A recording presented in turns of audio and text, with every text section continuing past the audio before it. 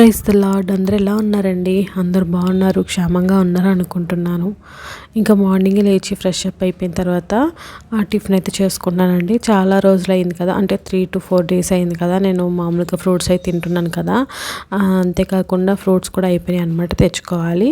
ఇంకా అంతేకాకుండా రోజు తింటున్నాను కదా అని చెప్పేసి ఈరోజు ఉప్మా అయితే చేసుకుంటున్నాను అనమాట. నా స్టైల్లో నేను ఎలా చేసుకుంటానో చూపిస్తానండి. అది కూడా ఏంటంటే దొడ్డ రవ్వ అంటారు, ఎర్ర రవ్వ అంటారు కదా, అదనమాట. ఫస్ట్ కడాయి తీసుకొని దాంట్లోకి ఆయిల్ వేసుకొని దాంట్లోకి ఆవాలు, శనగపప్పు కూడా వేసుకొని బాగా వేగిన తర్వాత దాంట్లోకి పచ్చిమిర్చి, కరివేపాకు వేసుకోవాలి. ఆ రెండు బాగా వేగిన తర్వాత నేనైతే ఉల్లిపాయలు అయితే యాడ్ చేస్తాను అనమాట. ఉల్లిపాయలు కూడా బాగా వేగాలి, అంటే మరీ మెత్తగా అంటే ఉడుకుపోకూడదు అనమాట, జస్ట్ వేగితే చాలు. ఇలా వేగిన తర్వాత దాంట్లోకి అయితే వాటర్ అయితే యాడ్ చేసుకున్నాను.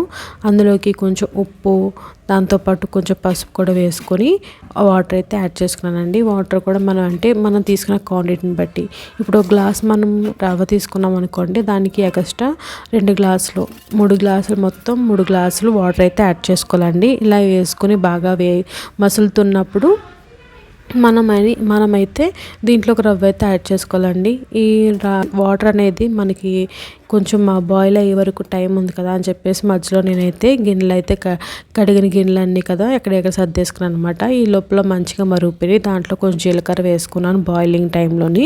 నాకు అలా ఇష్టం, ఆ ఫ్లేవర్ అనేది అలా వేసుకున్నాను. ఇప్పుడు వేసేసుకున్న దాంట్లో రవ్వ అయితే యాడ్ చేసేసుకుని మంచిగా కొంచెం సేపు ఉడకరించుకున్నాను అనమాట. చూసారు కదా, మంచిగా ఉడికిపోయింది. దగ్గర పడిన తర్వాత నేనైతే ఇలాగ సర్వింగ్ అయితే చేసుకున్నాను. దాంట్లోకి ఒక ఎగ్ అయితే తీసుకున్నానండి, బాయిలింగ్ ఎగ్. ఇది నేను రోజు రెగ్యులర్గా తింటున్నాను కాబట్టి అది నాకు రోజు ఉంటుంది. దాంట్లో కొంచెం నిన్న మునగాకు పొడి చేశాను అనమాట, అది ఉంది, అందులో యాడ్ చేసుకొని మంచిగా తినేసాను. చాలా బాగా వచ్చిందండి మునగాకు పొడి అయితేని, చాలా మంచిది కదా. ఈ మధ్యన రెగ్యులర్గా తినాలని చెప్పేసి ఖచ్చితంగా చేసుకున్నాను అనమాట. ఇంకా టిఫిన్ తినేసిన తర్వాత ఇంకా ఆలస్యం చేయకుండా అంటే పనులు అయితే స్టార్ట్ చేశాను అనమాట. టిఫిన్ అయిన వెంటనే ఇంకా వాషింగ్ మెషిన్లో అయితే బట్టలు అయితే యాడ్ చేస్తున్నాను ఇక్కడ.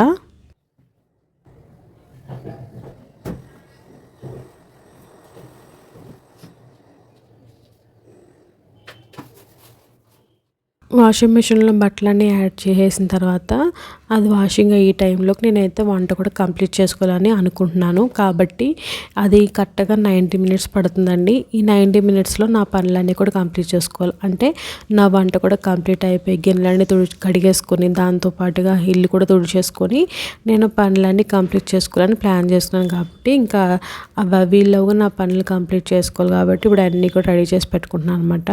ఈరోజు నేను ఆనపకాయ కర్రీ వండుతున్నాను అండి. ఎప్పుడు ఒకేలా కాకుండా కొంచెం ఎప్పుడు కూడా మనం తింటున్నాం కదా, నాన్ వెజ్ అలాగని చెప్పేసి వెజ్లో తింటున్నాము. కానీ పొట్టకు కూడా కొంచెం మనం కూడా దానికి స్పేస్ అనేది ఇవ్వాలి కదండి. ఎప్పుడు ఒకేలా కారంగా కాకుండా కొంచెం చలవ చేసేటట్టుగా తీసుకోవాలని చెప్పేసి నేనైతే ఈరోజు ఆనపకాయ కర్రీ అయితే వండుతున్నానండి.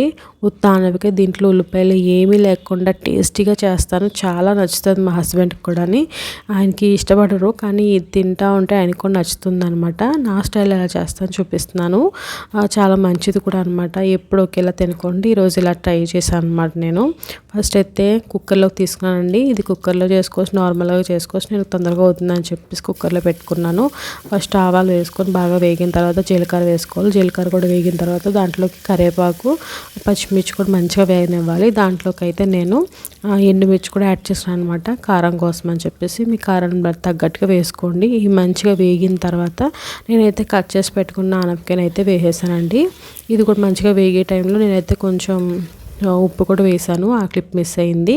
అది బాగా వేగనిచ్చుకున్న తర్వాత ఒక 2 spoons కడిగి వేసుకోండి, నానబెట్టక్కర్లేదు. పెసరపప్పు అండి, పెసరపప్పును కూడా 2 spoons మాత్రమే వేసుకొని బాగా కలిపేసి ఒక 2 minutes అలాగ మంచిగా వేగనిచ్చుకున్న తర్వాత మీకు వేసుకోవాలనుకుంటే కొంచెం వాటర్ అయితే యాడ్ చేసుకోండి. నాకు అవసరం లేదనిపించింది, అందుకే నేనైతే వాటర్ యాడ్ చేయలేదు. దాంట్లో కొంచెం కొత్తిమీర వేసుకుంటే ఫ్లేవర్ బాగుంటుంది కాబట్టి వేసుకొని జస్ట్ కలుపుకొని మూత పెట్టేసి ఒక 2 to 3 whistles పెట్టుకోండి. బాగా ముదిరిందైతే 3 whistles పెట్టుకోండి, లేదంటే ఒకటైతే సరిపోతుంది అనమాట. ఇప్పుడు నేను ఖాళీగా ఉన్నాను కదండి, ఆ టైంని యూటిలైజ్ చేసుకోవడం కోసం నేనైతే గిన్నెలు అవి ఉన్నాయి కదండి, అన్నీ కడిగేస్తూ వచ్చాను అనమాట.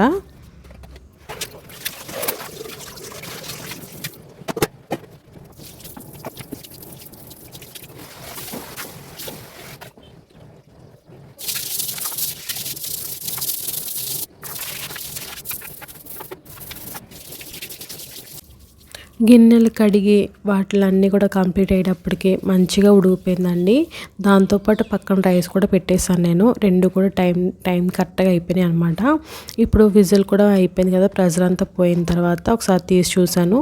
ఒకసారి కలుపుకుని దాంట్లోకి అయితే కొంచెం తెల్లగా కనిపిస్తుంది కదా, అందుకని చెప్పేసి మామూలుగా అయితే వేయనండి. మా హస్బెండ్ నచ్చదు, తెల్లగా ఉంటాయి ఏదోలా అంటారు, అందుకని చెప్పేసి ఆయన కోసం అని చెప్పేసి కొంచెం ధనియా పౌడర్ దాంతోపాటుగా కారం కూడా లైట్గా వేసుకొని ఇంకొంచెం సేపు ఉడకనిచ్చుకున్నాను అనమాట.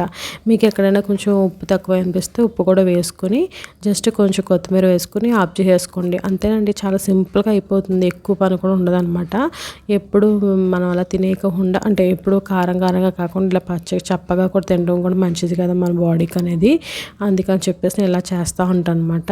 గదులు కూడా మంచిగా తుడిచేసాను అనమాట. ఈ లోపల అయితే నేను కరెక్ట్గా తుడుస్తున్న టైంలో సౌండ్ వచ్చిందనమాట. వాషింగ్ మిషన్ అయిపోయిన తర్వాత మ్యూజిక్ వస్తుంది కదా, అది వచ్చిందనమాట. ఇంకా నేను గదులన్నీ తుడిచేసుకున్న తర్వాత నేనైతే బట్టలన్నీ కూడా ఎక్కడెక్కడ ఆరేసేసుకున్నాను అనమాట. ఇలాగా ఇంకా పనులన్నీ అయిపోయినాయి కదండి, ప్రశాంతంగా ప్రేయర్ అయితే చేసుకుంటున్నాను అనమాట ఈరోజు. అంటే రోజు ఇంతేనండి, ఇలాగే చేసుకుంటాను. నా పనులు కంప్లీట్ అయిన తర్వాత నాకు ప్రశాంతంగా అనిపిస్తుంది. అప్పుడు చేసుకుంటేనే నాకు పీస్ఫుల్గా అనిపిస్తుంది. అంటే ఏ టెన్షన్స్ లేకుండా ప్రశాంతంగా ప్రేయర్ అయితే చేసుకున్నాను ఈరోజు. ఇంకా అన్నీ చదువుకుంటూ ఉన్నాను కదండి, మధ్యలో ఏమైనా ఇంపార్టెంట్ అనుకున్నాయి అండర్లైన్ చేసుకుంటాను అనమాట ఇలాగా ఈ మార్కర్ తోటి. ఇంకా చేసుకుని లాస్ట్లో ప్రేయర్ అయితే చేసుకుంటానండి ఇలాగా.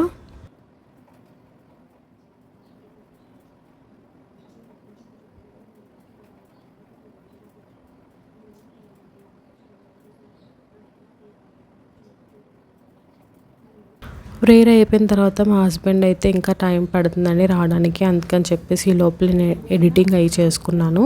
మా హస్బెండ్ వచ్చిన తర్వాత ఇద్దరం కలిసి లంచ్ అయితే చేసాం అనమాట.